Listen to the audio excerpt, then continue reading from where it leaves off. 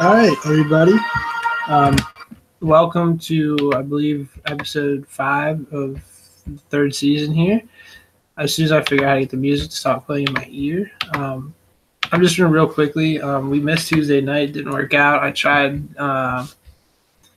last night, didn't work out, and so I have a couple minutes here. I'm just going to blow through a couple things, recap last week, and then go over this week's matchup starting. Obviously, tonight, Thursday night football. So I don't think we had any major surprises last week. I could be wrong. I think Greyjoy lost, which was probably the biggest upset, if you will. Go to weekly results here. We'll check that out. So going through week 5's matchups in order here, we have House Reed and House Harding. This one went down to the very final game, I believe. I can't remember who Harding had, but I think it might have been Hopkins scored at the end there on Sunday night, and essentially won the week for House Harding over a very surprising House Reed team that put up 124 points. This is the second time he's been up over 120 plus points in the last 2 weeks, but his record has nothing really to show for it. House Reed is 2-3. But probably a better 2-3 team than most of the other 2-3 teams in the league. The next matchup was Bolton and Royce. There was not much going on there. This one was actually closer than I thought it would be. I think Royce had a down week. 102-72, Royce over Bolton. Not going to spend much time on that one. Like I said, I think that one was a already pre-drawn conclusion there. We do actually have the next matchup was kind of a surprise. I think we all wrote off House Baelish. He pulls the big upset over House Stark, who is looking to compete. Stark will fall to 2-3, I believe. Damn it, I clicked on this link. We'll go back here.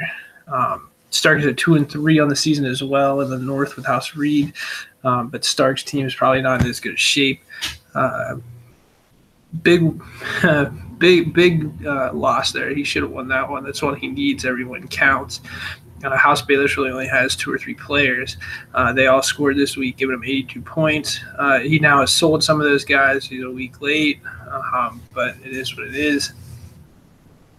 House Forster, the last matchup in the North there, versus House Egan. Forster rolled. No surprises there again. But Forster's team really has been as dominant as it looks on paper. It really only 111 points. In a game that, again, another one that was probably closer than what everybody thought, but the final was never in doubt here. Free Folk and Brotherhood was a close one. Again, this was the week of matchups that everybody kind of had their the better teams, pegged from the get-go. Brotherhood falls to 0-5. Yeah, 0-5. Free Folk moves on to 5-0. I don't think this one was either in doubt either. But only 15, to beat an 0-5 team by only 15 points probably isn't the best thing in the world. But moving forward, I think both those teams are trending in the opposite directions. Brotherhood probably won't win a game, and Free Folk is a very solid squad. Nice watching Tully. Tully's team finally shows up, puts up 130 points. I think this is what we all kind of expected his team to be. It hasn't so far. He's 3-2. Night's Watch, I believe, is only 1-1, so he's 1-4. The next match was the one that I realized right from the get-go that was probably our biggest upset of the season.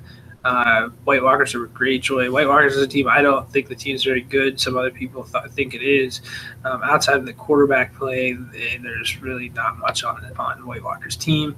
Greyjoy, his team just really had a really, really bad week. You can't really fault him for who he started. I don't know why he started Cook over Gronk, but he did. That's not the difference here. This could be a sign of things to come. If some of these guys don't get points from. I know he has Fitzgerald, and Fitzgerald only had 5 points. I'm trying to think of who else he started. So definitely have to make some moves. He might have already made some. I'll see. I'm going to blow through these as quickly as I can. If I can talk about trades, we've had a couple trades go down in the last couple of days that I'd like to go over. Children and Malister. This one was actually close for a while, and then I don't know what happened that blew it open here for Children. But essentially 101 to 88. Alistair had a down week. He's been up probably around 110, 120 points each of the weeks, 88 this week. I think it's because he has Cam Newton on his bench and isn't really deep enough yet to deal, with one of his starters having a bye week. So if he has Cam Newton, he probably wins this matchup this particular week against Children. But he didn't have him, so it is what it is. Tyrell's team is terrible. He took on Baneford. Baneford practically doubled him up, 133 to 69. Of course, Tyrell scores 69. But Tyrell seems bad. It's really bad. I don't know if it's going to get any better. He's going to have to make some moves, or at least hope that some of the guys he's hyped have some decent weeks so that he can trade them for something, because I'm not sure if he even has picks at this point. That team's going to be in bad shape. Bulwer and Lannister, again, another one that the outcome wasn't really questions. Lannister rolls. I believe he's 5-0. This is another 5-0, 0-5 matchup. Lannister still has a 1-game lead on our champion from last year, House Baneford. But House Baneford has had some really good weeks in the last couple of weeks, so we'll see if he can either catch or surpass Lannister in the division down there. Hightower versus Payne. This one was actually close for a while too, and then something. Again, probably in one of the later games. I haven't scrolled down to see the individual matchups. I'm just looking at the score here. It's 125 to 95. Hightower rolls. I don't think we expected Payne to win, but 95 points from a team that you're not expecting to win is pretty good. Cockshaw versus Casterly. Casterly loses again. What else is new? He is 0-5 as well. Cockshaw goes to 3-2, and I want to double check really quick. So Cockshaw's 3-2, Tyrell's 3-2. Bulwer's 0-5, and Hightower's 3-2. So that division is all 3-2. It would just be a matter of how the head-to-heads went for the division winner there. We'll figure out who that is when I switch back to the main page here. And then my division, the Stormlands and Crownlands, absolutely rolled over Essos and Dorne. I think it was a clean sweep, and honestly wasn't really even close. I beat the Faceless Men 100. What did I have? 137.91, which is the high score on the week. Thanks to me. Congrats. Over Faceless. Faceless had 70 points. Not a good outing for him. No one really played well. Kenny Stills was terrible. Alshon Jeffrey was terrible. Will Fuller was terrible. Devonta Freeman was terrible. Faceless also didn't have a quarterback, so he started Tyson Hill. And when Tyson Hill is your, third best scorer, it's not going to be a good week for you. And that was the case for Faceless. I did text him throughout the weekend, because I wanted to shit talk while I had the chance to do that. But I did tell him that I was worried about Tyson Hill. Thank God the rest of his guys sucked, so it didn't really matter come Monday night. But Tyson Hill did manage to score a touchdown and get 11 points, so thank God that the matchup wasn't close. Targaryen over Sand Snakes big, 117 to 79. Sand Snakes falls to 0-5. Targaryen 5-0. Sand Snakes team is absolutely terrible. Really, really, really bad. He has Le'Veon Bell on his bench. Obviously, Le'Veon Bell will probably not play this week. He'll be on a bye the following week, and then maybe you get him, in 3 weeks. At that point, if Sand Snakes is 0-8, I'm not sure it really matters. So his season is probably all but over. Bank and Swan, this was a tight one. I was kind of rooting for Bank just so that I could get a 2-game lead on the second spot in my division. Kamara laid an egg for Swan. Thank God. It's about time, but it really didn't matter. 120 to 118. I think Bank had Drew Brees going at the end there. Put up a valiant effort, but fell short. Couldn't pull out the win. And then the last one, House Anagar, is terrible. I think he's kind of caked it in for the season again. This year he's 1-4. House Fells also missed a 1-4, but Fells put up 100+ points every single week. So he puts up 124 this week. Doubles up Sanagar for the easy win, and Fell, I think, got healthy this week. I think that was the major boost there. He got get back Joe Mixon back, but he's got to figure out his wide receivers position. Fell's done really well with some of these young running backs, but nothing really at the wide receiver position outside of Amari Cooper, who has had, I think it was one decent week 2. So we'll see. Fell's also rocking the 3 quarterbacks. So again, bye weeks probably don't affect him as much. So if he can get back in the race, he's probably a team to reckon with, although the 0-4 start doesn't really help. So moving on to, damn it, I had to kick off video. Moving on to, what are we on, week 6? Let's see if the scoreboard works yet. The scoreboard does not work. It works on mobile, so I wonder if this is like Jeremy doesn't know how to do IT and fucked this up. But it works on my cell phone. I have never had an issue with it. So if anybody else has issues with the scoreboard, to use it on your phone, it seems to work. I don't know what the deal is with the web internet browser thing. Maybe try unplugging it, Jeremy, and plugging it back in, see if it works. But it's not working currently. So what else is new? We will go to the reports. Fantasy previews. Let's see what this is. Oh, yeah. So this is what I want. So first matchup is Ian and Reed. I think if everybody was here, we were going down the line of voting. Reed's the easy pick here, and it's probably, I would assume Reed doubles him up, but I don't see why he wouldn't otherwise. Egan's going to start Mayfield, Coleman, Cooper Kupp, who may or may not play, depending on the concussion. Zach Pascal, the Indianapolis wide receiver who dropped like 18 passes on Thursday night last week. Ryan Switzer, James Washington, Mike Gesicki, and George Kittle. Not a whole lot of points there. So I'm going to give this one to House Reed relatively easily. The guys reading the comments here, the fake thing that they type up, and it says the House Egan coach Brian Williams must control the tempo of the game. House Egan coach Brian Williams needs to add some depth to his team. His team's terrible. So anyways, next matchup, House Baylor's and House Bolton. This is a battle of the suckiest. Looking at the lineup, Josh Allen, Josh Rosen. This is actually a tight one. These teams both suck, so it doesn't really matter who wins this. But this is actually a tight one. 1, 2, 3, 4, 5, 6, 7. So Baylor only has starting 7. He's got an illegal lineup right now. So we'll see if he gets that addressed. But looking at things, I probably if he gets an 8th person in there, I like his chances. Wendell Smallwood is playing tonight. Corey Clements banged up. Ajayi's on IR. So I could see Smallwood scoring a touchdown or 2 tonight, which would probably get him enough points, that paired with having a quarterback.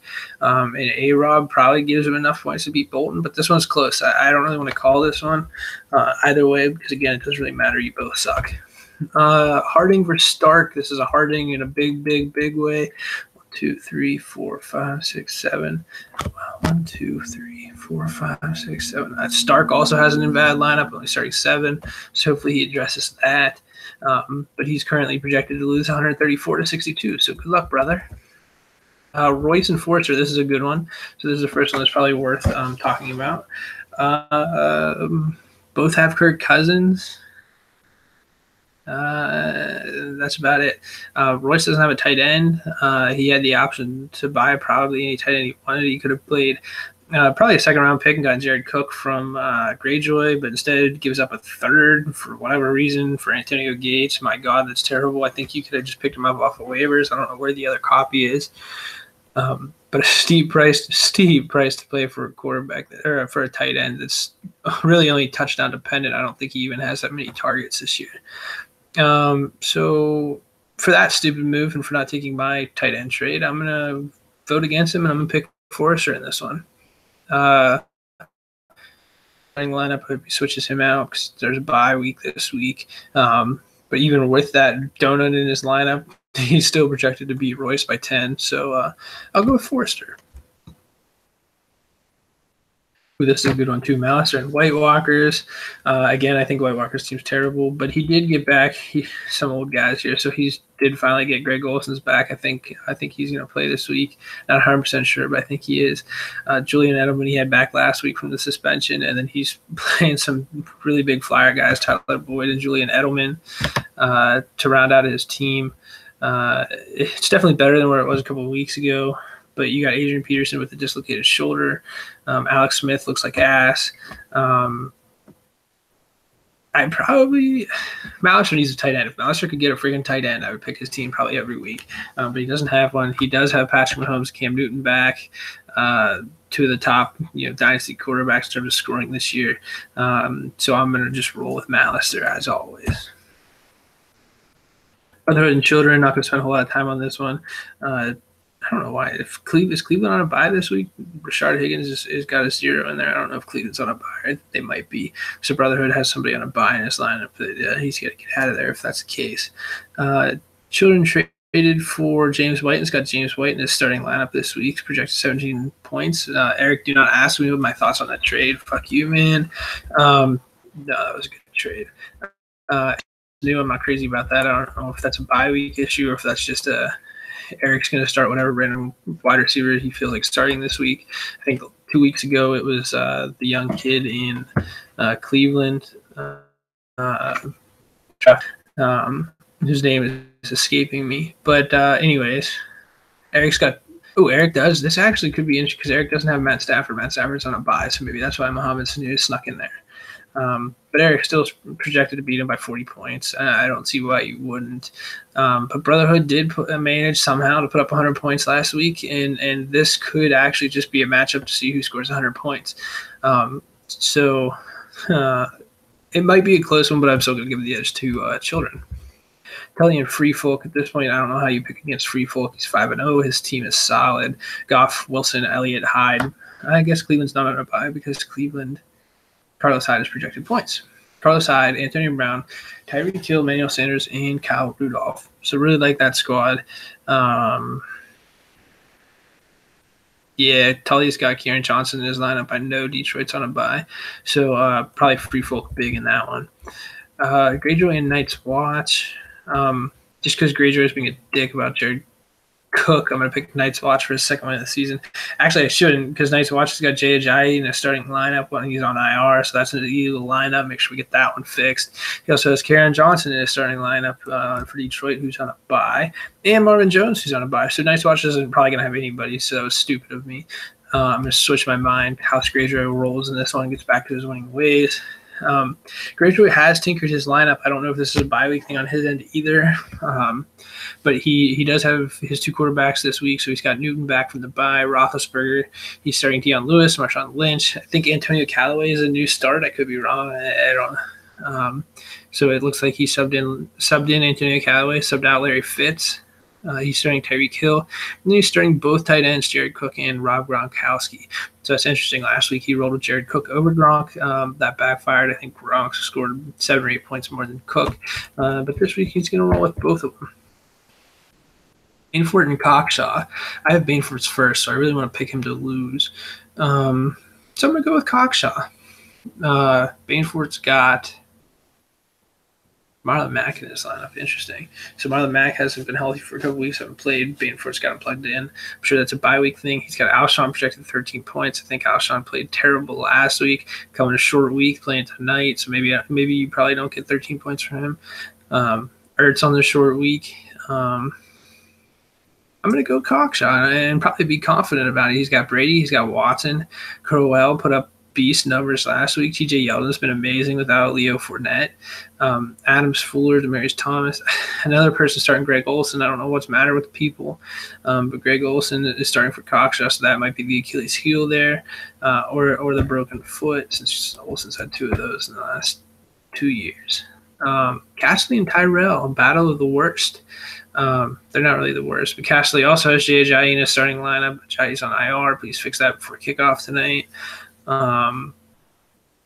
Going against a Tyrell squad that's got Matt Ryan, Tannehill, Hyde, Thompson, Nelson Aguilar, Keelan Cole, Jarvis Landry, Jordan Reed. Tyrell probably wins this one.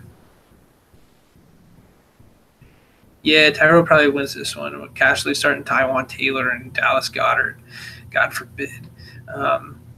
So that's probably not a recipe for success. I'll go with House Tyrell there. Payne and Bullware. I think Bullware gets the first win of the season against Payne here. I've been picking Payne in the last couple of weeks, but he's starting Ronald Jones, Nick Chubb. That doesn't really do it for me. There's not enough points there. Chubb had a massive week 2 weeks ago, but that was on 3 touches. So there's no way he replicates that.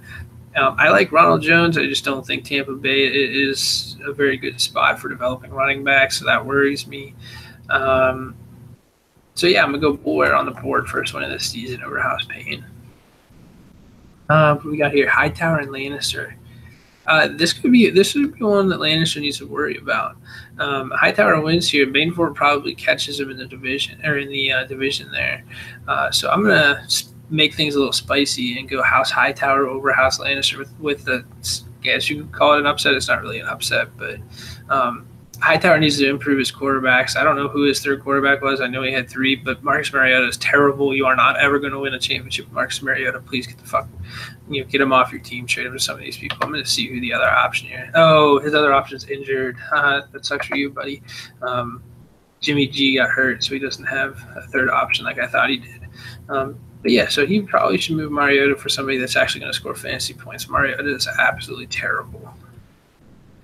And then moving into my division, the Stormlands, my matchup is against Sand Snakes this week. I think it's me favored heavily. It's not. What the fuck happened? So Sand Snakes favored by a point, which I don't know where that came from, what that projection is, due to 0-5. He's starting Bethard Keenum, Melvin Gordon, LaShawn McCoy, Ryan Grant, Julio Jones, Kenny Stills, now it's Paul. Interesting.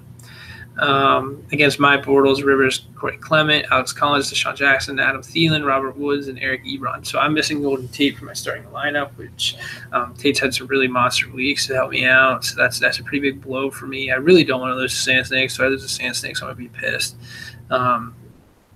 So we'll see how things go. I might be making a trade here to make sure I beat Sand Snakes. But it's currently projected Sand Snakes 105.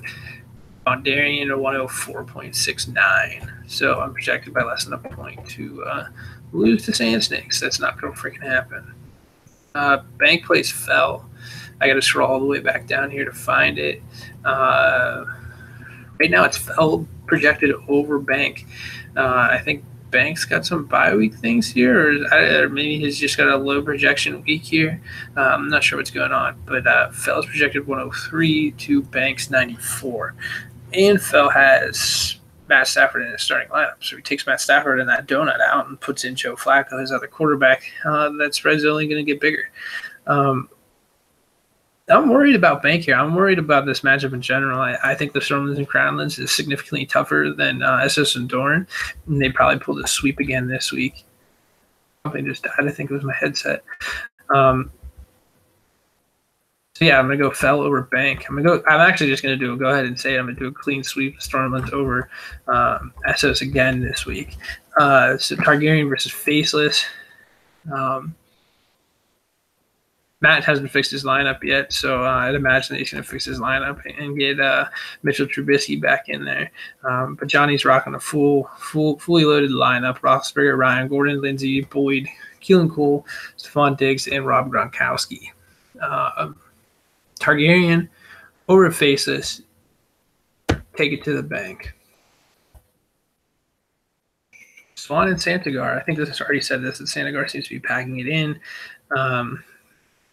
T.Y. Hilton is projected 0 points. I don't know. I guess he's not playing this week or is questionable for the week. Swan's got Kenny Galladay in his lineup, and Detroit's not playing this week. So those minor differences there. Really probably shouldn't affect the spread. I don't think either one of them have too many options in terms of replacement starters. Swan's probably starting Kelvin Benjamin, and that's not good. So I think she actually hasn't won a game with Kelvin Benjamin in her starting lineup this year. So the fact that she's going to put him in, I'm just actually going to change my mind. So it's not going to be a clean sweep. It's going to be Santigar over House Swan because she's going to start Kelvin Benjamin, and I imagine that Santi can find something better than Kelvin Benjamin to start.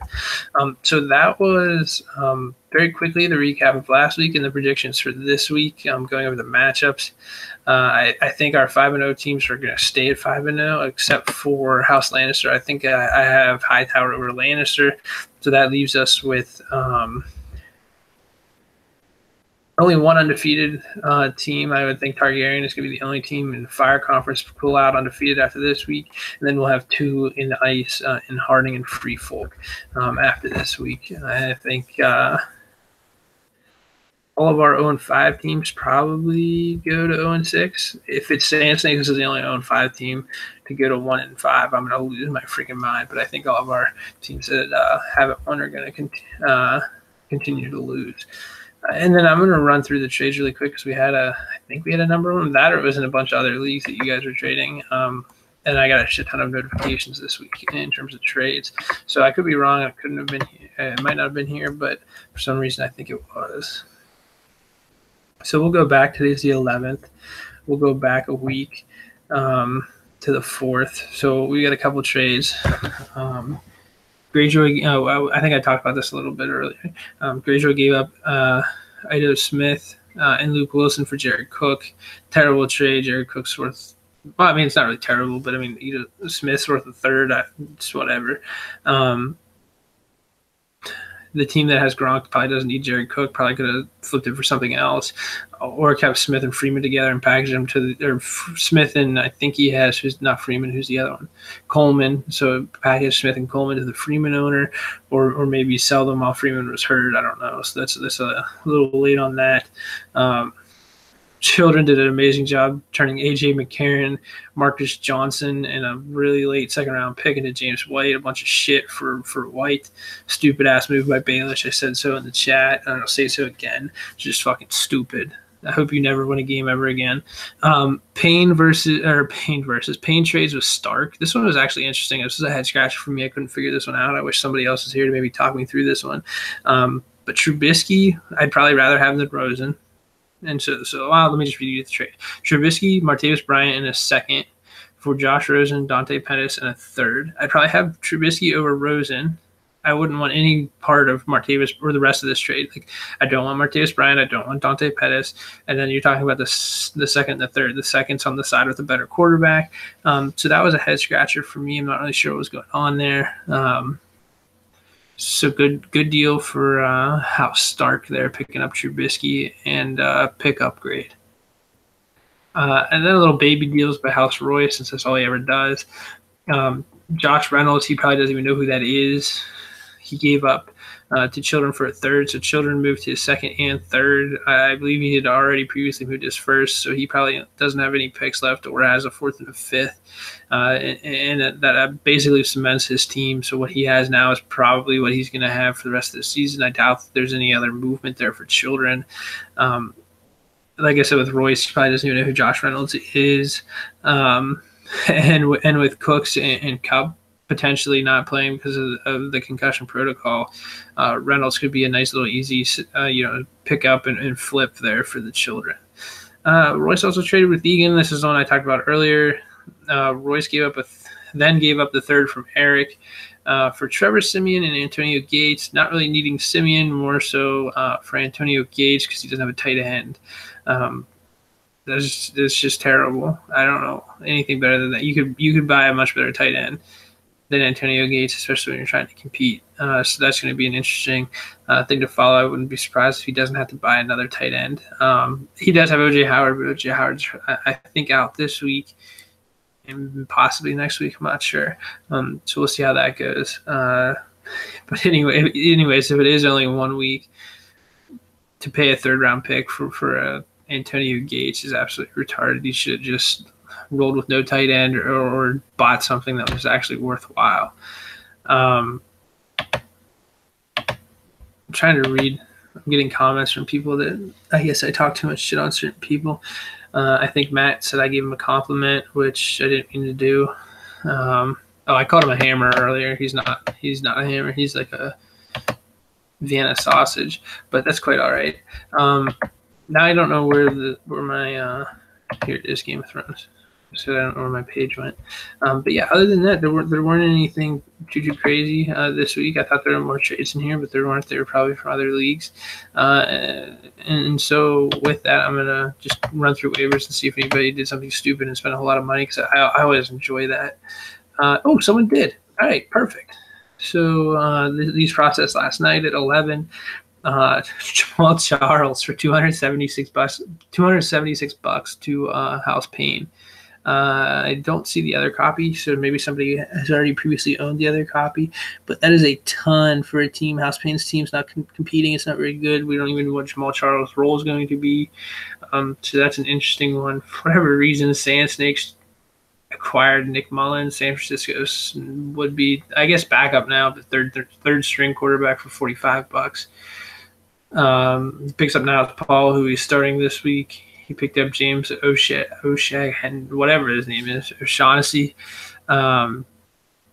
And then he picked up Marcus Johnson, who was just traded in part of a deal for James White. So maybe that's what he's thinking. Maybe he's going to trade the other Marcus Johnson. Oh, no, that was Greyjoy. So maybe Greyjoy is going to trade his Marcus Johnson into James White. We'll see. But yeah, so that's all I have for this week. I just wanted to be super quick, super short, and run through some things and update last week and talk about this upcoming week and see how things go here moving forward. Are we halfway through the season already? We are. We're halfway through the regular season. So this is week 6.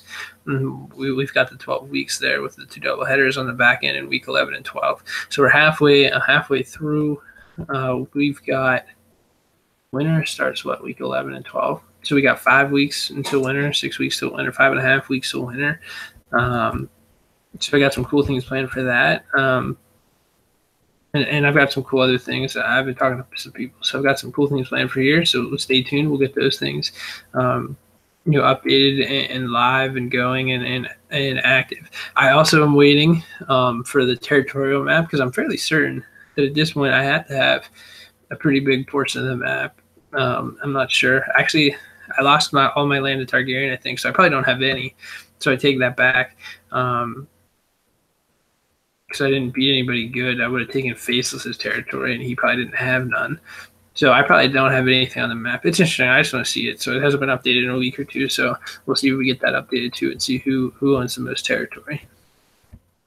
Without further ado, I'll say goodbye and thanks for tuning in. And until next week, hopefully next week we get something a little bit more planned. We get some people on here. Eric wasn't going to do this week because he didn't talk the previous week. So maybe we'll find somebody that will actually talk. Mike was across the country. I think he flew somewhere. I'm not sure where. And as always, Jeremy's hit or miss. So we'll see. Maybe we'll grab some guests or grab something new for next week. But we'll probably try to get something a little bit more planned this time. All right, now back to here. All right, until next time. Peace.